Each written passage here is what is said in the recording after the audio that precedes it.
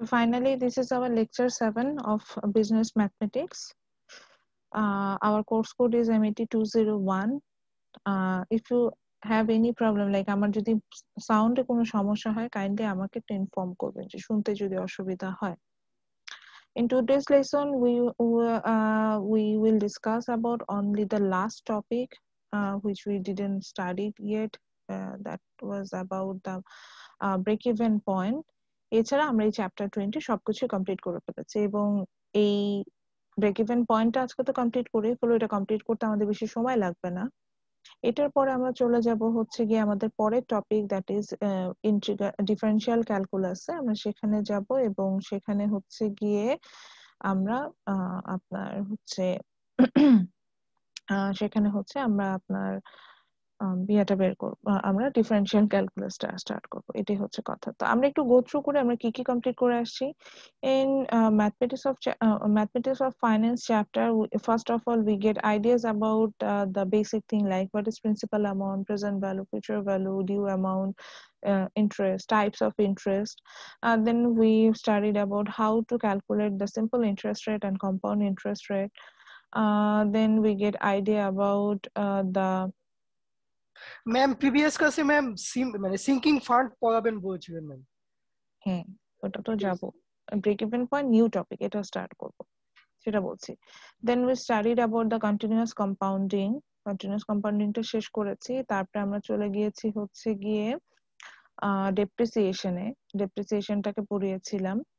তারপরে হচ্ছে আমরা সিঙ্কিং ফান্ডটা স্টার্ট করেছিলাম, কিন্তু we had some network issues, সেই কারণে হচ্ছে গিয়ে। ম্যাম জি বলেন। ম্যাম আমার ল্যাপটপে আমি জয়েন করেছিলাম, হ্যাং হয়েছিল, আমি কিছু করতে পারতেছিলাম না, তাই ম্যাম প্রেজেন্টটা দিতে পারিনি। যদি কাইন্ডলি আমাকে প্রেজেন্টটা দিয়ে দেন। জি আচ্ছা, ঠিক আছে। থ্যাংক ইউ তো ma'am. We had network issue, so এই কারণে হচ্ছে কি আমরা সিঙ্কিং ফান্ডটা শেষ করেছিলাম, কিন্তু অতটা ভালো ভাবে আমরা হচ্ছে গিয়ে আলোচনা করতে পারিনি। সো এটা আরেকবার একটু গো থ্রু করব। দেন হচ্ছে গিয়ে আমরা আজকে আমাদের লাস্ট টপিক এই চ্যাপ্টারে, which is about the break even point, আমরা সেখানে চলে যাব। So in last class we discuss about the sinking fund. Sinking ফান্ডটা যেটা আমাদের এভাবে বলছিল যে নামটাই আমাকে বলে দিচ্ছে যে হোয়াট ইজ অ্যাবাউট।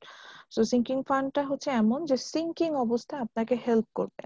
তো আমরা এরকম একটা এক্সাম্পল নিয়েছিলাম যে আমরা আমাদের ক্লাসে দুইজন স্টুডেন্ট তারা মিলে একটা বিজনেস শুরু করেছিল এবং বিজনেসটার জন্য যে ক্যাপিটাল দরকার ছিল, এনাফ ক্যাপিটাল তাদের কাছে ছিল না। সো দ্যাট তারা যেটা করেছিল, তারা হচ্ছে গিয়ে একটা জায়গা থেকে কিছু টাকা ধার করে এবং সেখান থেকে হচ্ছে গিয়ে আপনার বিজনেসটা শুরু করে। তো ধার করার পরে তারা যেটা নোটিস করলো যে সেটা হচ্ছে যে তাদের জন্য এই ধার করাটা ধার করার পরে তারা যেটা নোটিস করলো যে তারা ইনভেস্টমেন্টের পরে বেশ ভালোভাবে প্রফিট করছে। তো 1 বছর পরে তাদের লোনটা শোধ করার কথা, কিন্তু 1 বছর পরে তারা তাদের ইনভেস্টমেন্টের পরে যে টাকাটা হচ্ছে গিয়ে পেয়েছে অর্থাৎ প্রফিট আকারে, সেই টাকাটা তারা তাদের নিজের পারপাসে ব্যবহার করে ফেলে। নিজের পারপাসে যখন ব্যবহার করে ফেলে, তারা আর কোনো সুযোগ পায় না তাদের সেই লোনটা শোধ করার। সো দ্যাট যারা যে ব্যাংকটা থেকে লোনটা করেছিল, সেই ব্যাংক এসে তাদের যেই প্রেজেন্ট অ্যাসেট যেটা ছিল বা ইনভেস্টমেন্ট যেটা ছিল সেটা সম্পূর্ণ তাদের কাছ থেকে নিয়ে ফেলে। সো এখান থেকে আমরা যেটা শিখলাম সেটা হচ্ছে গিয়ে যে আমাদের কাছে এটা মনে হলো যে যদি ওদের কাছে এরকম কোনো ব্যাকআপ ফান্ড থাকতো, বা যখন তারা প্রফিট করছিল, যেহেতু তারা ইনভেস্টমেন্ট করেছিল এবং বারবার বলছে সেখান থেকে তারা প্রফিট করেছিল, তো যখন তারা প্রফিট করছিল সেখান থেকে যদি কোনোভাবে তারা এই কাজটা করতো যে প্রফিটের একটা অংশকে তারা সরিয়ে রাখতো এবং সেটাকে পরবর্তীতে ইনভেস্টমেন্টের জন্য ব্যবহার করতো, তাহলে তারা যে প্রবলেমটা, এই যে আমি বললাম যে তারা ব্যাকআপ ফান্ডটা হচ্ছে তাদের ব্যাকআপ ফান্ড ছিল এবং সেটা মানে তারা ব্যাকআপ কোনো ফান্ড ছিল না, এই জন্য তারা লোন শোধ করতে পারলো না। এই বিষয়গুলো হচ্ছে গিয়ে হতো না, তারা দেখা যেত যে ব্যাকআপ ফান্ড থাকতো এবং লোনও শোধ করতে পারতো এবং তাদের বিজনেসটা কিন্তু স্টপ হয়ে যেত না। তো এরকম আমাদের লাইফে অনেক সময় সিচুয়েশন আসে যে সময় আমরা কিনা চাইলেও কোনো ভাবে মানে আমরা অনেক সময় এরকম সিচুয়েশনে পড়ে যাই যে দেখা যায় আমরা অনেক ভালো টাইমে ছিলাম, তখন হয়তো কোনো সেভিংস করে রাখিনি, কিন্তু আমরা যখন খারাপ টাইমে চলে আসি তখন দেখা যায় যে যদি এরকম কোনো সেভিংস ফান্ড থাকতো তাহলে সেখান থেকে হয়তো বা আমরা আমাদের সেই ক্রিটিক্যাল টাইমে রিইনভেস্টমেন্ট বা রিপেমেন্ট এই ধরনের কোনো বিষয় যদি আসে বা লোন শোধ করার যদি কোনো বিষয় আসে সেখানে কিন্তু আমরা এই ফান্ডটাকে ইউজ করতে পারি। এই ফান্ডটাকে আমরা বলছি সিঙ্কিং ফান্ড, অর্থাৎ সিঙ্ক অবস্থায় আপনাকে হেল্প করবে বলে এটাকে আমরা বলে থাকি sinking fund. So sinking fund হচ্ছে গিয়ে আবার বলছি আমাদের সিঙ্ক অবস্থায় হেল্প করে থাকে বলে এটাকে আমরা সিঙ্কিং ফান্ড বলছি। তাহলে সিঙ্কিং ফান্ড অ্যাকচুয়ালি কি বলছে? সিঙ্কিং ফান্ড বলছে যে when you are in a troublesome situation, like you are um, আপনি ডুবন্ত কোনো অবস্থায় আছেন, অর্থাৎ আপনি কোনো কারণে unable to repay your loan or other or unable to reinvest, অর্থাৎ ডেপ্রিসিয়েশনের কারণে হয়তো আপনার মেশিনারিজও নষ্ট হয়ে গেছে, আপনার নতুন করে ইনভেস্টমেন্ট করা দরকার। এরকম যখন সিচুয়েশনে আমাদের যে ব্যাকআপ যে লোন ব্যাকআপ যে ফান্ডটা থাকে which help us to reinvest, ঠিক আছে? সো সেই ব্যাকআপ লোন ব্যাকআপ যে আমি যে ব্যাটাকে বলছি সেটাকে আমরা বলি হচ্ছে গিয়ে আহ সেটাকে আমি বলছি হচ্ছে গিয়ে আপনার সিঙ্কিং ফান্ড। এবং বড় বড় যে আমরা যতগুলো অর্গানাইজেশন দেখি তারা কিন্তু সবাই এই সিঙ্কিং ফান্ডটা ইউজ করে এবং সিঙ্কিং ফান্ড ইউজ করে হচ্ছে গিয়ে আপনার লোন, যেটাকে বলা যায় যে লোন বা আদার্স, এগুলো হচ্ছে গিয়ে আপনার শোধ করার চেষ্টা করে। তো সিঙ্কিং ফান্ডের আমি যেটা বলছিলাম যে সিঙ্কিং ফান্ডটা হয়তো আমরা ভাবছি যে এটা ইউজেস নাই, বাট এটা কিন্তু সব জায়গায় ইউজেস থাকে। আমি যদি একটা প্র্যাকটিক্যাল এক্সাম্পল দেই তাহলে হচ্ছে গিয়ে আমরা এটা আরো ভালোভাবে বুঝবো। যেমন হচ্ছে গিয়ে আমি এখানে বলতে পারি যে যেমন যদি এমন হতো যে আমরা যে এখানে এক্সাম্পলে ছিলাম যে এরকম যে সাপোজ আমরা যে বিজনেস ইনভেস্টমেন্টে গেছিলাম বলেছিলাম যে এখানে হচ্ছে গিয়ে আপন আর ইতি তারা দুজন মিলে বিজনেসটা শুরু করেছিল এবং তারা 10 লাখ টাকা লোন নিয়েছিল এবং বছর শেষে দেখা গেল তাদের এই 10 লাখ টাকার ইনভেস্টমেন্টের পরেও তারা হয়তো সাপোজ আরো 5 লাখ টাকার মতো প্রফিট করে ফেলেছে। যেহেতু রেস্টুরেন্ট বিজনেস ছিল, it's possible to make this kind of profit. কিন্তু যেটা হলো এই যে বললাম যে তারা যেহেতু পার্টনারশিপ বিজনেসে ছিল এবং এন্ড অফ দ্য ডে তাদের কাছে মনে হয়েছে যে আমরা হচ্ছে গিয়ে এই প্রফিট যে 5 লাখ টাকা অতিরিক্ত প্রফিট এসেছে এটা হচ্ছে আমাদের নিজেদের পারপাসে ইউজ করে ফেলি, নিজেদের পারপাসে ইউজ করে ফেলি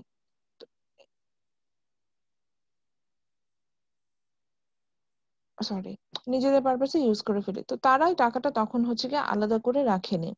তো ওরা যদি যেটা করতো যে 5 লাখ টাকা প্রফিট একটা বছরে, হুইচ মিনস পার মান্থে মিনিমাম 50,000 টাকা প্রফিট হয়েছে। So এই 50K এর মধ্যে যদি ওরা সাপোজ 10,000 টাকাও আলাদা একটা ফান্ড করে সরিয়ে রাখতো, দেখেন 50,000 থেকে 10,000 টাকা আলাদা একটা ফান্ড করে সরিয়ে রাখাই যায়। তো এই কাজটা যদি ওরা করতো তাহলে যেটা হতো যে 10,000 টাকা 10,000 টাকা যদি আলাদা করে সরিয়ে রাখতো তাহলে এখানে যেটা হতো যে আপনার হচ্ছে আহ মানে অতিরিক্ত ধরেন 1 বছরে মিনিমাম 1,20,000 টাকা তারা কিন্তু সেভ করতে পারতো। সো তখন যখন রাজবাংলা ব্যাংক তাদের কাছে বললো যে আমাদের লোন শোধ করো, তখন অ্যাটলিস্ট পুরো টাকা না শোধ করতে তারা কিন্তু কিছু পার্সেন্ট শোধ করতে পারতো। বুঝতে পারছি? সো রাজবাংলা ব্যাংক কিন্তু তাদের সাথে এত হার্ড হতো না যে তাদের পুরো বিজনেসটাই স্টপ করে দিত না বা পুরো ইনভেস্টমেন্ট ব্যাক যেত না। তো বিষয়টা অনেকটা এরকম হয় যে যদি এরকম আমরা অর্থাৎ আমাদের ভালো সময় থাকতে আমরা যদি একটা ব্যাকআপ ফান্ড ক্রিয়েট করি, এই ব্যাকআপ ফান্ডটা আমাদের দুঃসময় কিন্তু আমাদেরকে সাপোর্ট করতে পারে। তো এই ফান্ড গুলোকে আমরা সাধারণত মানে এই ফান্ডটাকে আমরা সিঙ্কিং ফান্ড বলে থাকি এবং এটার প্র্যাকটিক্যাল ইউজেস কিন্তু যথেষ্ট পরিমাণ আছে। যথেষ্ট পরিমাণে আমরা এটাকে কিন্তু ইউজ করে থাকি। আমরা হয়তো আহ এটাকে হয়তো আমরা বলছি যে হয়তো ভাবছি যে এটার হয়তো প্র্যাকটিক্যাল ইউজেস নাই, বাট এটা কিন্তু সবসময় এটা প্র্যাকটিক্যাল ইউজেস আছে।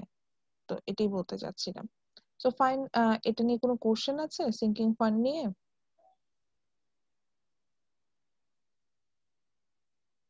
সিঙ্কিং ফান্ড নিয়ে কোনো প্রশ্ন আছে নাকি? No ma'am. আচ্ছা, এখান থেকে আসলে সিঙ্কিং ফান্ড থেকে আমি নর্মালি কোনো ম্যাথস কোশ্চেন করি না, এটা জাস্ট হচ্ছে কনসেপ্টটা জানতে চাই। তো আজকে যেটা করবেন যে আমি তো অ্যাসাইনমেন্ট দিবই, সিঙ্কিং ফান্ডটা জাস্ট ডেফিনেশনটা আর নিজের মতো করে একটা এই যে এরকম এক্সপ্লানেশন বা হচ্ছে কি একটা এক্সাম্পল লিখে রাখবো, যে আমি যে ঘটনাটা বলে এরকমই লিখতে পারি, নিজের লাইফ থেকে মিলিয়ে লিখতে পারেন, এইভাবে করে একটা হচ্ছে গিয়ে একটা এক্সপ্লানেশন দিয়ে রাখতে পারেন। ম্যাম ডেফিনেশনটা কিভাবে মানে? আচ্ছা, ডেফিনেশনটা উইকিপিডিয়া থেকে দিবেন।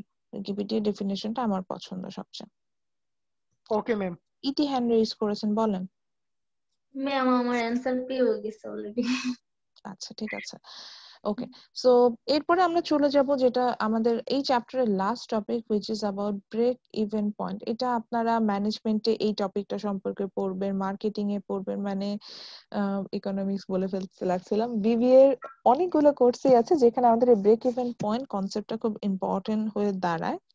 এটা আমাদের জন্য প্রয়োজনীয় একটা কনসেপ্ট হয়।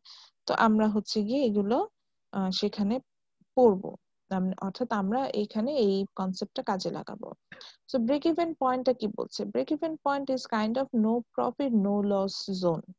অর্থাৎ আমরা অনেক সময় এরকম একটা সিচুয়েশনে পৌঁছাবো যেখানে আচ্ছা আগে একটু বুঝে নিই। No profit no loss zone এইভাবে বলছি, তো অর্থাৎ আমি আসলে ব্রেক ইভেনের ডেফিনেশনটা এইভাবে দিব যে where total revenue, TR means here total revenue, is just equal the total cost, TC means total cost here, then that situation is called break even point. Total revenue কে আমরা ক্যালকুলেশন করি, total revenue means total earning. It can be calculated by price multiply by the quantity. এভাবে আমরা সাধারণত আপনার total রেভিনিউটা calculation করে নিয়ে আসি। আর total কস্টটা আমরা পাই হচ্ছে fixed cost, it's sum up with the variable cost. সেখান থেকে আমরা হচ্ছে গিয়ে টোটাল কস্টটা পাই। আমি জাস্ট ফর্মুলা আকারে বললাম যে কিভাবে আমরা ক্যালকুলেশনটা করব। সো যদি এমন হয়, আচ্ছা ইতি যেহেতু লাস্ট কথা বলছি, ইতিকে দিয়ে ধরেন ইতির একটা রেস্টুরেন্ট আছে। সো ইতির সেই রেস্টুরেন্টে ফিক্সড কস্ট বলতে আমরা বুঝি হচ্ছে কি যে খরচটা নির্দিষ্ট, অর্থাৎ যে খরচটা আমার সেল হোক বা না হোক, অর্থাৎ প্রোডাকশন থাকুক বা না হোক, প্রোডাকশন থাকুক বা না থাকুক, যে খরচটা থাকে সেটাকে আমরা বলি ফিক্সড কস্ট, নামটাই সেটা fixed. And variable cost means যে খরচটা হচ্ছে গিয়ে আমার variable, that means with varies over the quantity, অর্থাৎ কোয়ান্টিটি চেঞ্জের সাথে এই কস্টটা ভ্যারি করবে, সেটাকে আমরা ভেরিয়েবল কস্ট বলে থাকবো। সো ধরে নিলাম ইতির একটা রেস্টুরেন্ট আছে। সো সেই রেস্টুরেন্টে এখন যদি কোনো সেল হোক বা না হোক, ওনাকে কি মাসে ইউটিলিটি বিলটা দিতে হবে না? জি ম্যাম। জি ম্যাম। বা জি হচ্ছে ম্যাম, কি যে রেস্টুরেন্টটা যে বিল্ডিং এ নেওয়া, সেই রেস্টুরেন্টের রেন্টটা দিতে হবে না? সেল হলো না কিন্তু রেন্টটা তো দিতে হবে। জি ম্যাম। তো সেটা হচ্ছে কি ওনার জি ফিক্সড ম্যাম। কস্ট। তো ধরে নিলাম ওনার এই ফিক্সড কস্ট হচ্ছে কি 10,000 টাকা, এরকম 10,000 টাকার মতো ফিক্সড কস্ট আছে, এটা কোনো দিতেই হয়। আর ভেরিয়েবল কস্ট কোনো যদি সেল হয় তাহলে ওয়েটারদের স্যালারি দিতে হবে, ওয়েটার লাগবে বেশি বেশি, সেল না হলে ওয়েটার লাগবে না, সেল হলে ওয়েটার লাগবে। সেল হলে ওনার হচ্ছে গিয়ে প্রচুর র মেটেরিয়ালস কিনে নিয়ে আসতে হবে, ধরেন টমেটো কিনতে হবে, ধরেন ওনার এটা বার্গার শপ, তো টমেটো কিনতে হবে, বার্গার বান কিনতে হবে, মায়োনেজ কিনতে হবে, এগুলো কিনে নিয়ে আসতে হবে। সেল না হলে এগুলো কোনো কিছু কিনতে হবে না। তো আমি ধরলাম এরকম ভেরিয়েবল কস্টও আছে ওনার, সাপোজ 5,000 টাকা। এই হচ্ছে ওনার রেস্টুরেন্ট। সো ইন টোটাল ওনার এখানে যদি আমরা খরচ দেখি, আমি এটা ভেঙে লিখেছিলাম, আচ্ছা তারপরেও আসি। তো ইন টোটাল যদি ওনার এখানে আমরা খরচ দেখি তাহলে দেখতে পাচ্ছি হচ্ছে কি 15,000 টাকা। আমরা এটা দেখতে পাচ্ছি যে ইতি যে রেস্টুরেন্টটা দিয়েছিল সেটা খরচ হচ্ছে 15,000 টাকা। এবার আসি যে যদি এমন কোনো সিচুয়েশন হয় যে ইতি এই যে 15,000 টাকা খরচ করে তো বিজনেস করছে, এখন ওনার টোটাল রেভিনিউ মানে টোটাল সেলটা আসলো হচ্ছে গিয়ে আপনার লাইক 12,000 টাকা, তখন ইতি কি করবে? ইতি কোন সিচুয়েশনে আছে কি বলবেন? যে ইতি ইনভেস্ট করেছে 15,000 টাকা আর ওনার সেল হলো হচ্ছে গিয়ে 12,000 টাকা, তাহলে এই সিচুয়েশনটা কি? লস। লস। লসে আছে ইতি তখন। অর্থাৎ 500 কে তখন 5,000 করে দেন। হ্যাঁ হ্যাঁ, তখন হচ্ছে কি 3,000 টাকা সে উল্টা আরো মানে সে যা ইনভেস্ট করেছে সেখান থেকে চলে গেল।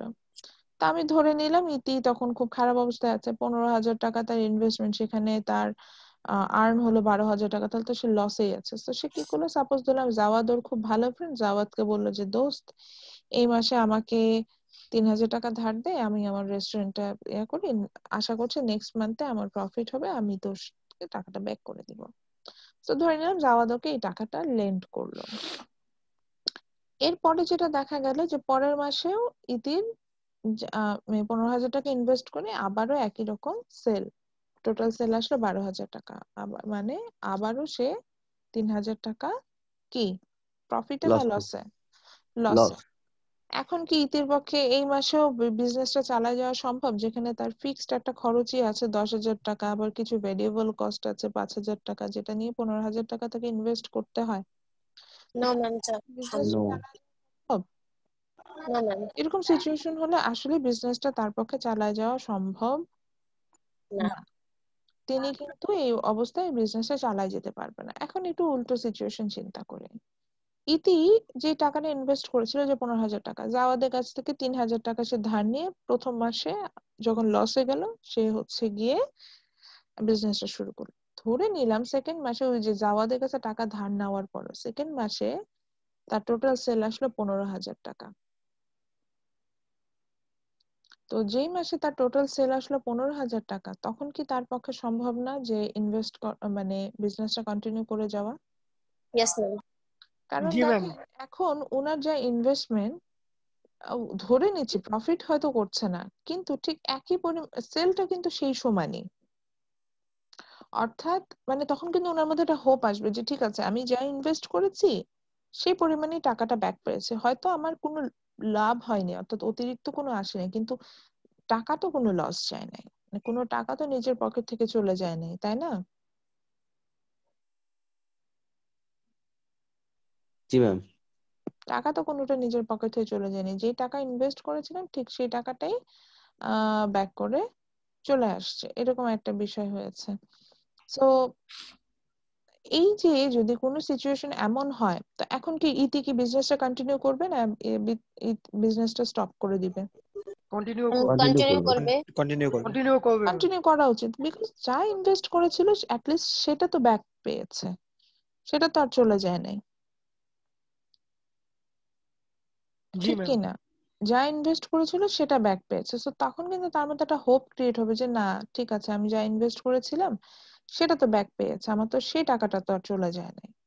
সো আমরা এরকম অনেক সিচুয়েশন পাবো যখন দেখা যাবে যে আমরা যে ইনভেস্টমেন্টটা করছিলাম ঠিক মানে ঠিক একই পরিমাণ, অর্থাৎ আমার যা খরচ হচ্ছিল টোটাল কস্ট, আমার একটা বিজনেস রান করতে যেই সিচুয়েশনটা হচ্ছিল, আমার টোটাল রেভিনিউ মানে টোটাল সেলটাও সেই সমান আসে।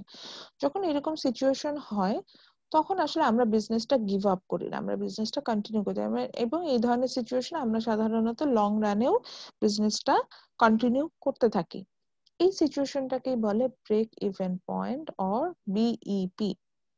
So break-even point is a situation where your total cost will be just equal the total revenue. So আপনি চাইলে এইটা লিখে নিতে পারেন, TR is equal to TC.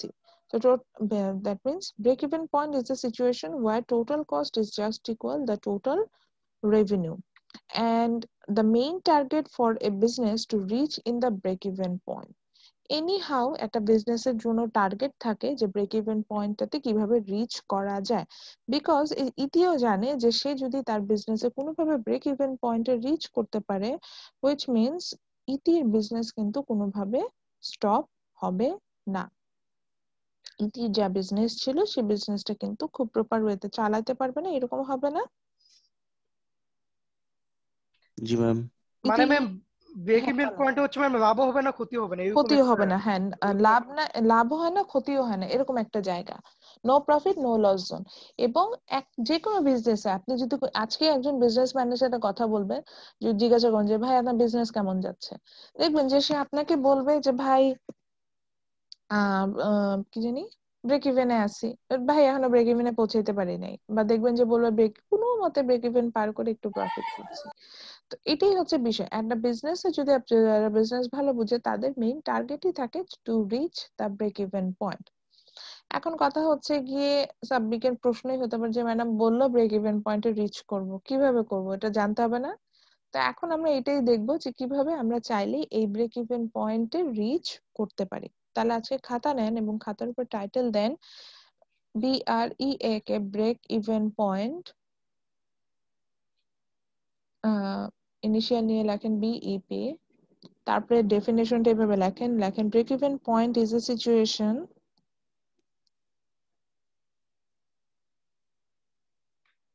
break even point is a situation where total cost break even point is a situation where total cost is just equal the total revenue. Is the যা আরেকবার বলবেন? Break even point is a situation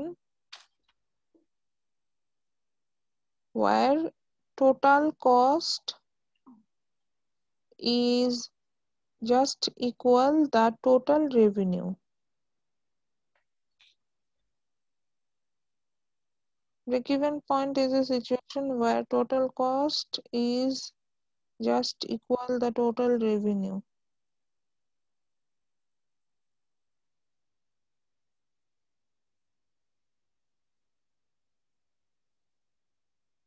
লিখছি ma'am.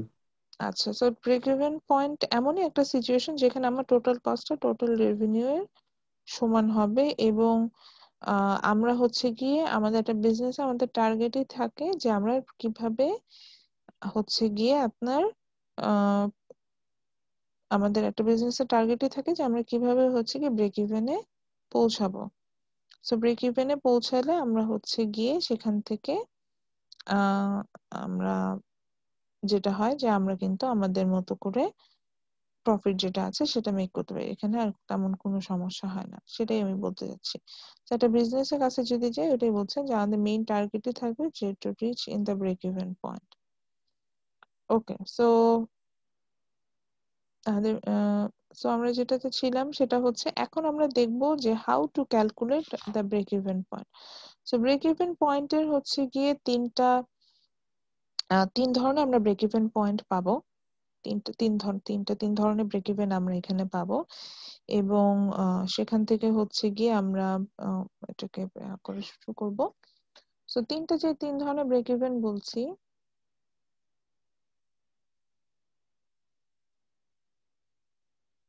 আমরা তিন ধরনের break even পাবো।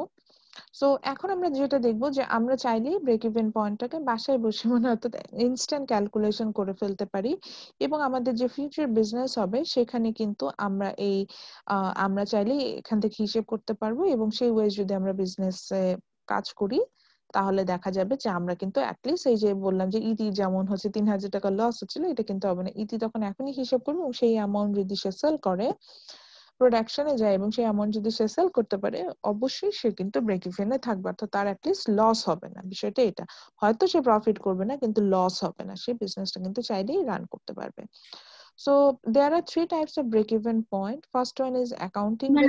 আমি একটু ইন্টারাপ্ট করতে চাচ্ছিলাম ম্যাথে যাওয়ার আগে, মানে আমি একটা জিনিস বুঝতে পারছি না, সেটা হচ্ছে ব্রেক ইভেন পয়েন্ট কি শুধুমাত্র মানে লস না, মানে লস হতে পারবে না এরকম কিছু, নাকি মানে সম অবস্থায় বা এর চেয়ে ভালো সম কিছু? অবস্থায়, অর্থাৎ এখানে আমার লসও হবে না প্রফিটও হবে না। আমি বরঞ্চ এই পয়েন্টে পৌঁছলে আমরা বুঝতে পারবো যে এরপরে কতটুকু প্রোডাকশন করলে আমি প্রফিটে যেতে পারবো বা এর থেকে যদি প্রোডাকশন নেমে যায় আমি লসে থাকবো, এরকম হচ্ছে বিষয়টা থাকে সমান। অর্থাৎ এখানে আপনার যা খরচ ঠিক আর্নিংও তার সমান হয়। জি ম্যাম। বুঝতে পারিনি? মানে আপনি যা খরচ করছেন, যা ইনভেস্টমেন্ট করছেন, আপনার ওই ইনভেস্টমেন্ট থেকে তো একটা আর্ন থাকে, তাই না? সে জি ম্যাম। আর্নটাও সেটা সমান হয়, সেটাকে আমরা ব্রেক ইভেন পয়েন্ট বলছি। আচ্ছা ঠিক আছে ma'am। এখন যদি আপনার ইনভেস্টমেন্টের সমান আপনার আর্নিং হয় এবং কোনোভাবে যদি আপনার ক্যালকুলেশন করা ওয়ে থাকে যে কতটুকু প্রোডাকশন করে আপনার ইনভেস্টমেন্টের সমান হচ্ছে, যা ইনভেস্টমেন্ট করেছেন তার সমানই আর্নিং আছে, তাহলে সেটাকে কি আমরা মানে সেটা থেকে হচ্ছে কি একটু বেশি আমি আপনার প্রোডাকশনে গেলে কি আমি ব্রেক ইভেনে পৌঁছাবো না? জি ম্যাম। মানে সরি মাই মিস্টেক, মানে প্রফিটে পৌঁছাবো না, তো সেটাই আমি বলতে চাচ্ছিলাম যে সেটা হচ্ছে ব্রেক ইভেন পয়েন্ট। আচ্ছা, সো এরপর টাইটেল দেন হচ্ছে আমরা 3 ধরনের ব্রেক ইভেন সম্পর্কে জানবো: accounting break even, cash break even এবং financial break even. Accounting break ইভেনের আমরা ডেফিনেশনটা দেখতে পাচ্ছি, একটু কষ্ট করে accounting break even point title দিয়ে ডেফিনেশনটা একটু রাইট আপ করি, দেন এই ফর্মুলাটা লিখি। ঠিক এইভাবে এটুকু একটু লিখে নিই, আমি 2 মিনিটস টাইম দিচ্ছি। অ্যাকাউন্টিং ব্রেক ইভেন পয়েন্ট দিয়ে ডেফিনেশনটা লিখবো এবং এই ফর্মুলাটা এখন লিখবো।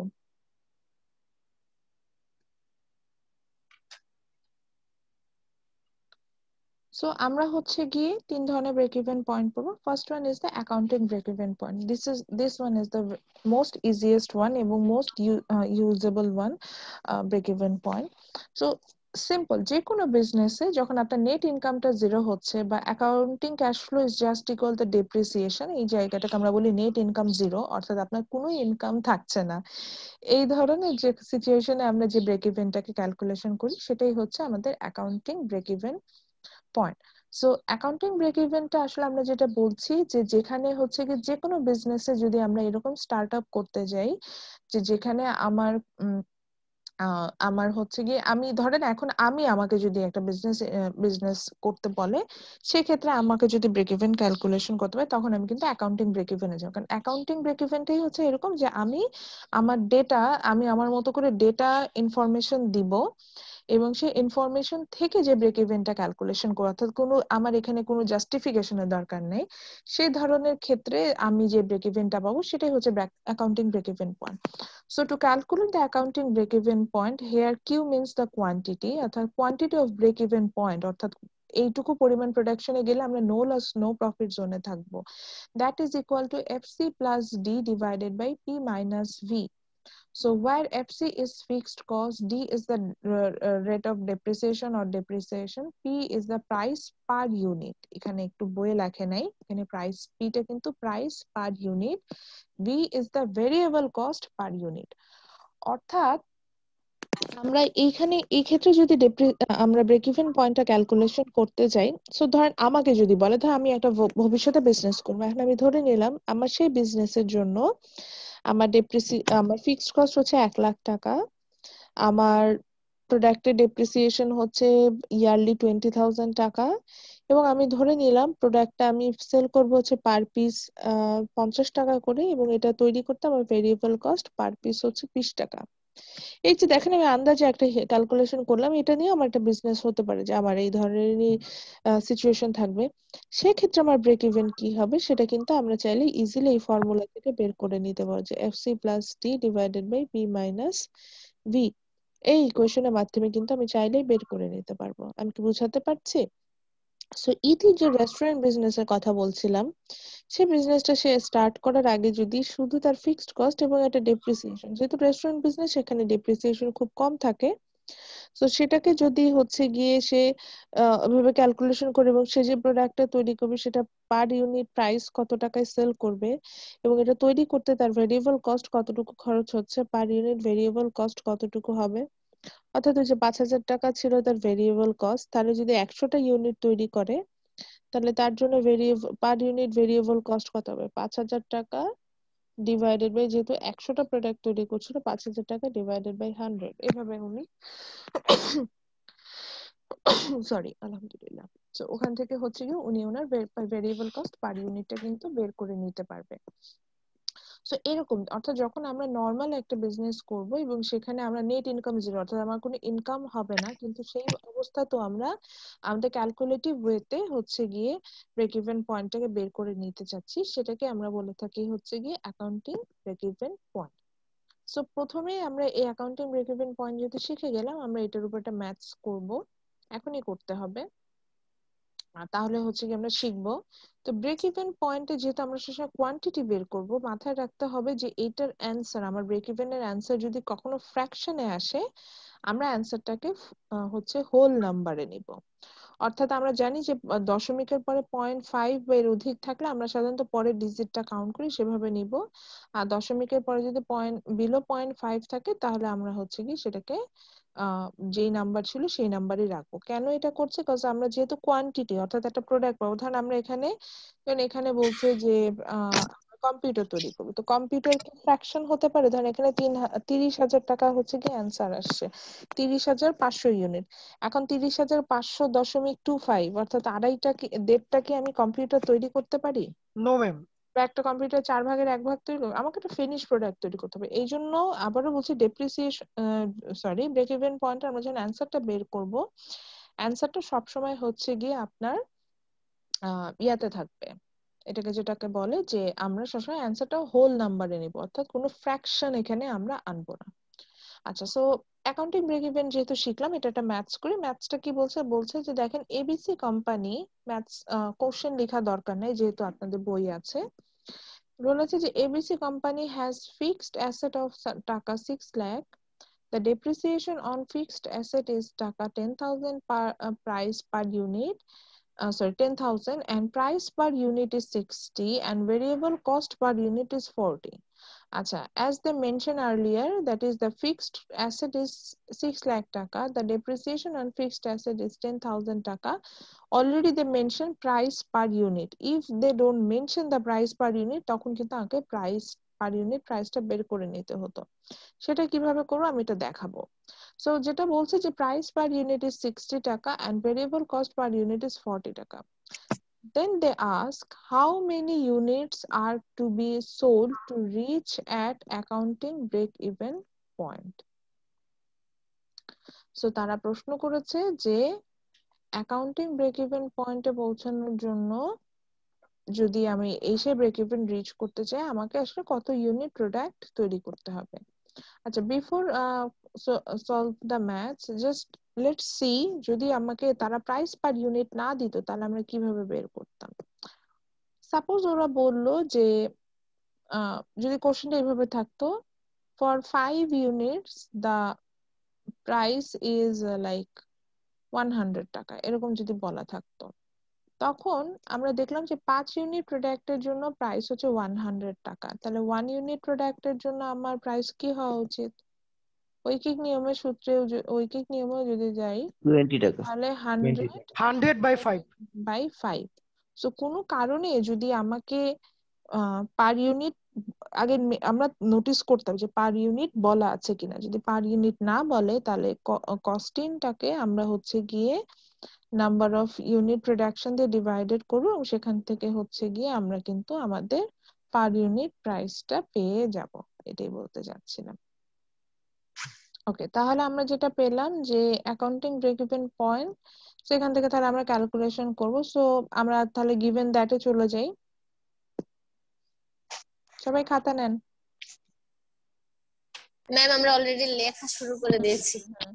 তো ওখানেই লেখেন যে ফিক্সড অ্যাসেট না লিখে লেখেন fixed cost comma FC is equal to 6 lakh টাকা। সো আমরা এখানে দেখতে পাচ্ছি যে আমাদের ফিক্সড কস্ট হচ্ছে গিয়ে 6 লাখ টাকা। আমরা সেটা লিখবো গিভেন দ্যাটে যে সেখানে ওরা জাস্ট হচ্ছে গিয়ে মানে ভ্যালুটা লেখেন, আমি ভ্যালুটা লিখছি। So 6 lakh taka was our fixed cost. Then our variable cost is 10,000 taka. Then price per unit is 60 taka. And variable cost per unit is 40 taka.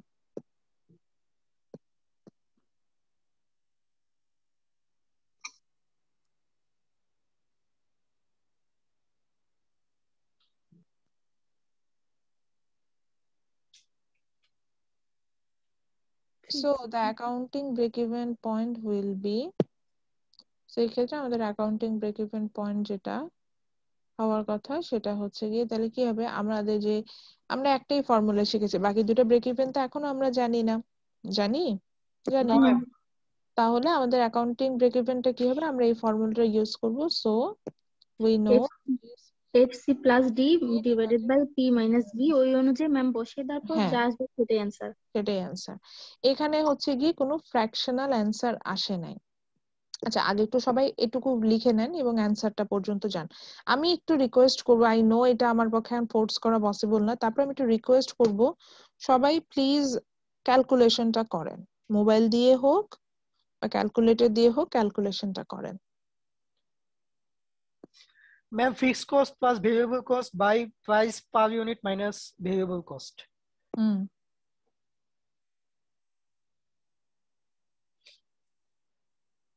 করেছি ম্যাম।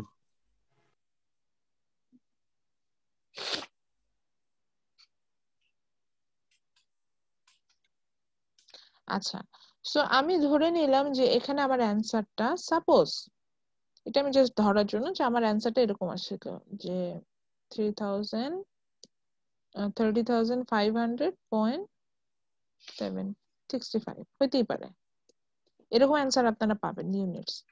এরকম যদি হয়, অর্থাৎ এখানে যেমন হোল নাম্বার অ্যান্সার আসে, যদি হোল নাম্বার না আসতো তাহলে আমি কি করব? আমি বারবার বলছি যে ডেপ্রিসিয়েশনের ক্ষেত্রে we will count the whole number.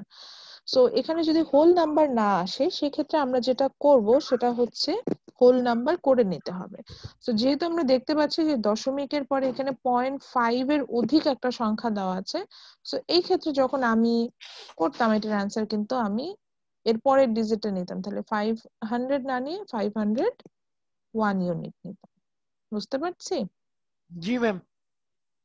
আচ্ছা, ম্যাম এখানে মানে আমরা যেহেতু যে 305,001 নিয়েছি হুম হুম 0.65 এর জায়গায়, তো হুম এখানে হুম। মানে অন্য সংখ্যা কখন বসবে?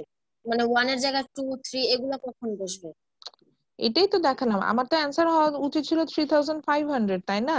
হুম হুম। সেটা না নিয়ে আমি 501 নিলাম। কেন নিলাম? কারণ 0.65 মানে দশমিক, যে কোনো সংখ্যাই থাকুক 1 বসবে।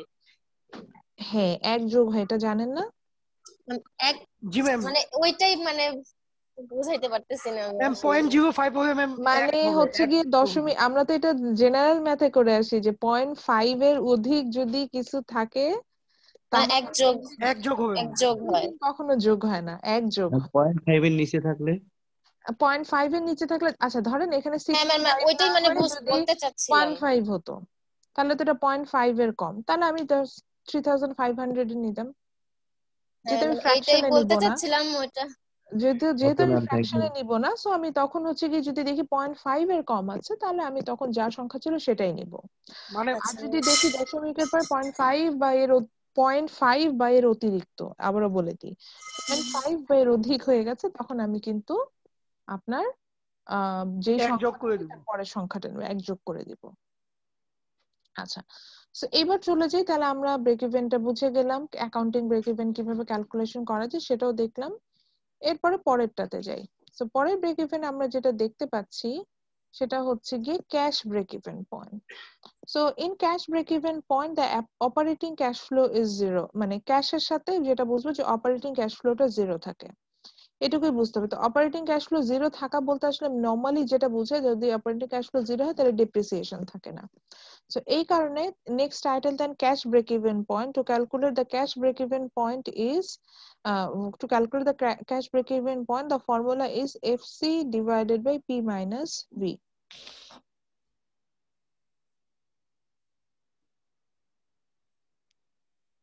To calculate the cash break even point, the formula is FC divided by P minus V.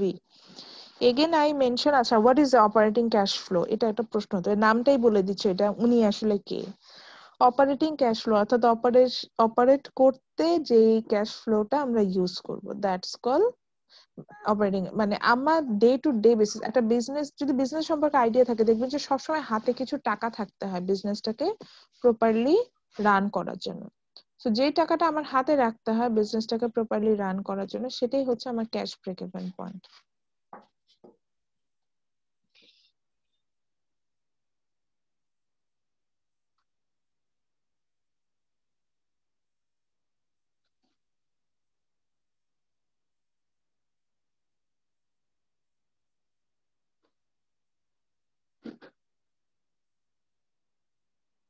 Okay, so সবাই নিশ্চয়ই ফর্মুলাটা লিখে নিয়েছেন।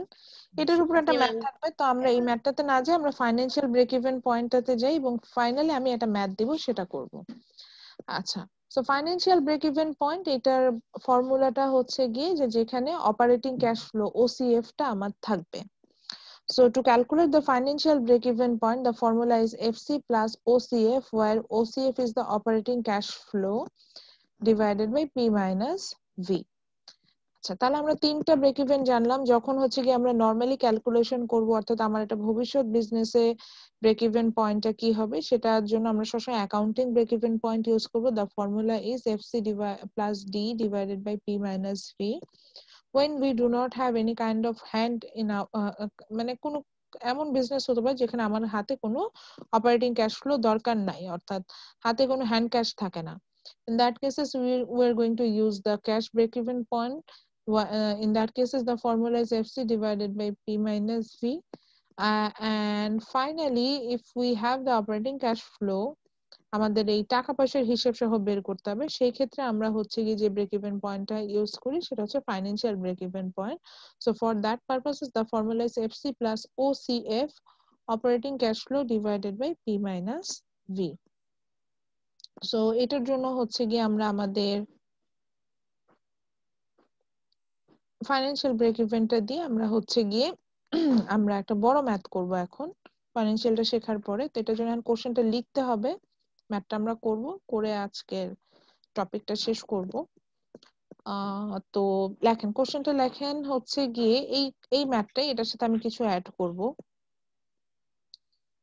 সো লেখেন IBM company has fixed cost of টাকা 50 crore, এখানে 50 কোটি টাকার হিসেব দেওয়া।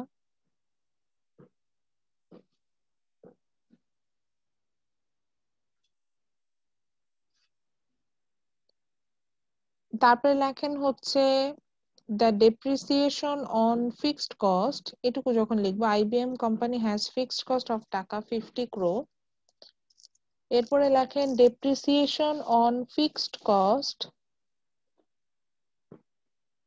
depreciation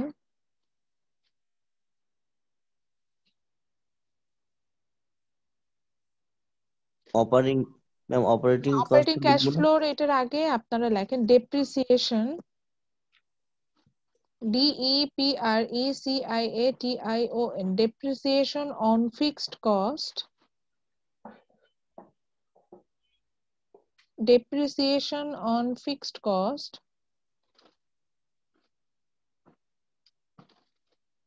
depreciation on fixed cost is টাকা 1 crore 10 lakh টাকা। আমি এটা লিখে দিচ্ছি, depreciation on fixed cost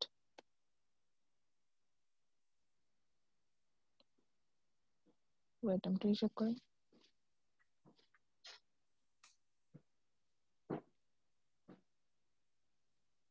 হ্যাঁ 11 কোটি টাকা, ঠিকই আছে।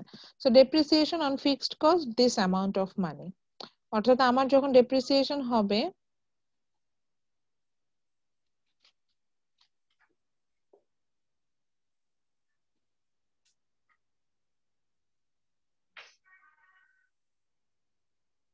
আমি কি বেশি লিখে ফেলেছি, একটা ডিজিট কি বেশি দিয়েছি, দেখেন তো 11 কোটি না, ইয়েস ম্যাম, শূন্যটা কম হবে। একটা শূন্য কম হবে না, আমি একটা শূন্য জি। বেশি দিয়ে দিয়েছি, আমি একটু কম দিয়ে লিখি, শূন্য হবে হচ্ছে গিয়ে 110। হ্যাঁ 110 কোটি হয়ে গেছে, শূন্য হবে 7টা, 2 3 4 5 6,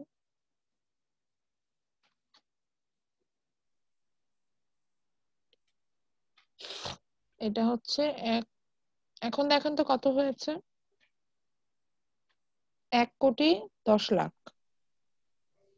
এখন হলো হচ্ছে গিয়ে 1,10,00,000। ইয়েস ম্যাম, ঠিক আছে এখন। এবার হচ্ছে গিয়ে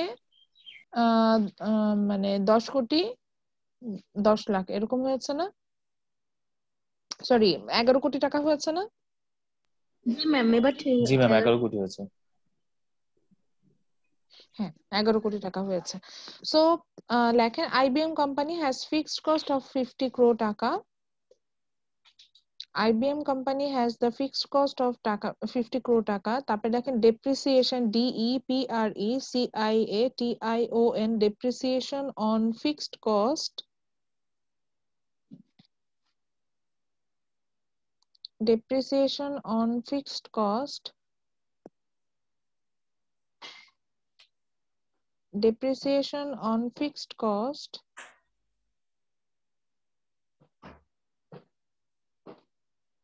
depreciation on fixed cost is 11 crore টাকা, এই যে টাকা 11 crore এইভাবে লিখবেন। ডেপ্রিসিয়েশন অন ফিক্সড কস্ট টাকা 11 crore।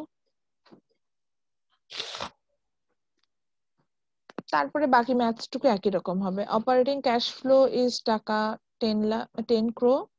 Price per unit computer is 25,000 টাকা। Variable cost per computer is 10,000 টাকা। Then question করছে what will be the financial break-even point? এখানে financial এর জায়গায় আরেকটা জিনিস অ্যাড করবেন। লেখেন what will be the accounting, cash and financial break-even point for IBM company? What will be the accounting, cash and financial break-even point for IBM company? Ma'am এটা কোথায় লিখবো? লাস্ট যে কোশ্চেনটা ওরা দিয়েছে what will be the financial break-even point, so সেখানে শুধু financial না লিখে লিখবেন what will be the accounting, cash and financial break-even point of IBM company. তার মানে একটার মধ্যে দুইটা দিবেন? একটার মধ্যে তিনটা দিব অ্যাকচুয়ালি। ও সর্বনাশ। জি ম্যাম ঠিক আছে।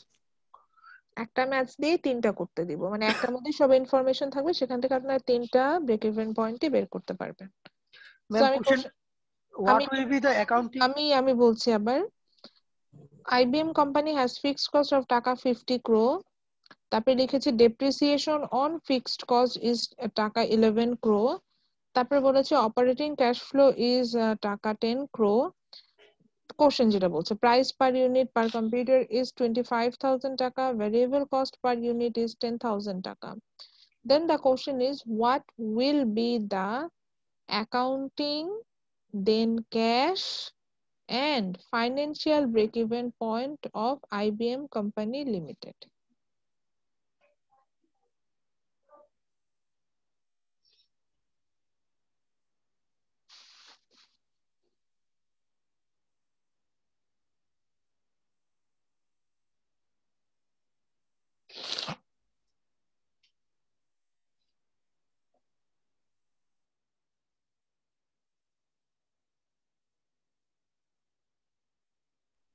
ম্যাম আরেকবার বলবেন? What will be the accounting, cash and financial break-even point of IBM Company Limited?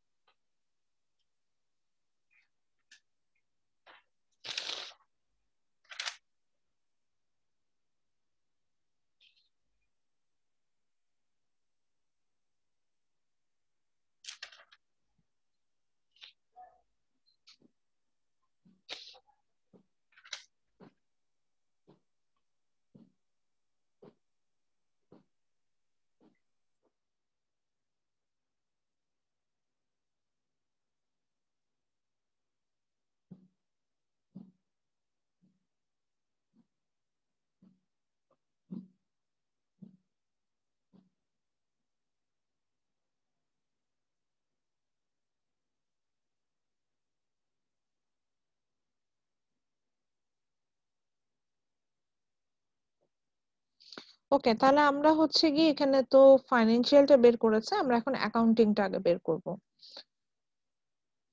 Question লেখা হয়েছে সবার?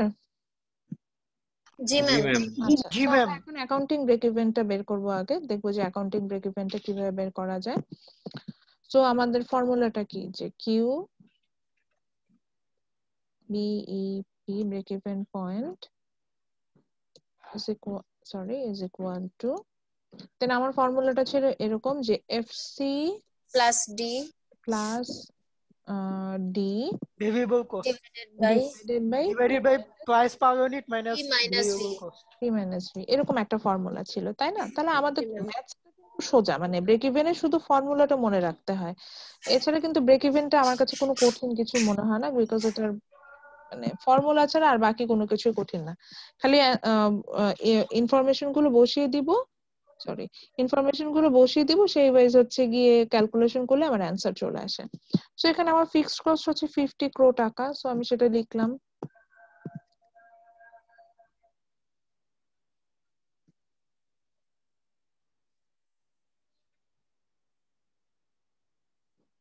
আচ্ছা, প্লাস হচ্ছে গিয়ে আমার এখানে fixed depreciation on fixed cost is 11 crore টাকা, সেটাও লিখে ফেললাম।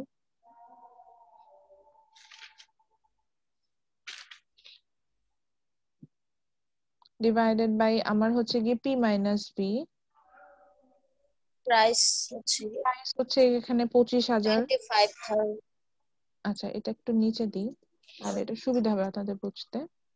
তো আমাদের এখানে তারপরে বললো যে divided by price per unit minus variable cost per unit. So আমার এখানে প্রাইস হচ্ছে গিয়ে 25,000 25,000 25,000 মাইনাস 10,000। 10,000 করলাম। তাহলে দেখেন তো অ্যান্সার কত আসে।